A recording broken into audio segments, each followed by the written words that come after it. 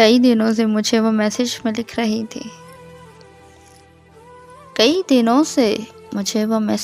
رہی تھی جناب عالی حضور والا، بس 1 منٹ مجھ سے بات کر لیں۔ میں 1 منٹ سے اگر تجاوز کروں تو بے شک نہ کال سننا۔ میں زیر لب مسکرا کے لکھتا، بہت بزی ہوں، ابھی نئی نظم ہو رہی ہے۔ وہ اگلے میسج میں پھر یہ لکھتی، سسکتی روتی بلکتی نظموں کے عمدہ شاعر، تم اپنی نظمیں تراشو لیکن کبھی تو میری طرف بھی دیکھو، کبھی تو مجھ سے بھی بات کر لو، بس 1 منٹ میری بات سن لو۔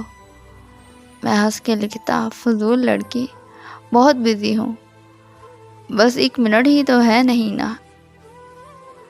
وہ کئی دنوں تک خاموش رہتی، پھر ایک دن میں نے اس کی حالت پر رحم کھا کر جواب لکھا، بس 1 منٹ ہے، اور 1 منٹ سے زیادہ بالکل نہیں سنوں گا۔ تو اس نے اوکے لکھا اور ایک دم سے کال کر دی۔ میں کال پک کر کے چپ کھڑا تھا۔ وہ گہرا لمبا سا سانس لے کر اداس لہجے میں بولی، سچی میں جانتی ہوں کہ 1 منٹ ہے، اور 1 منٹ میں اپنے اندر کی ساری باتیں کسی بھی صورت نہ کہہ سکوں گی۔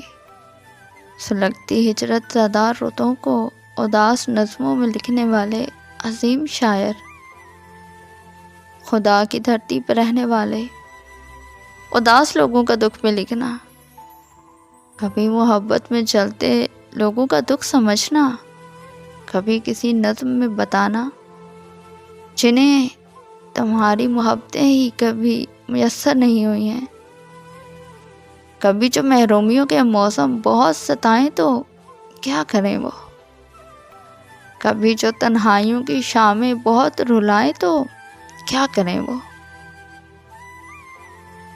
ابھی تو آدھا منٹ پڑا تھا مگر وہ لائن سے ہٹ چکی تھی۔ وہ 1 منٹ کی جو کال تھی نا، وہ 30 سیکنڈ میں کٹ چکی تھی۔ میں کتنے برسوں سے اگلا آدھا منٹ گزرنے کا منتظر ہوں۔ وہ نرم لیکن اداس لہجے میں بات کرتی، اداس لڑکی میری سماعت کے ادکھلے در سے یوں ہی اب تک لگی ہوئی ہے، ہٹی نہیں ہے۔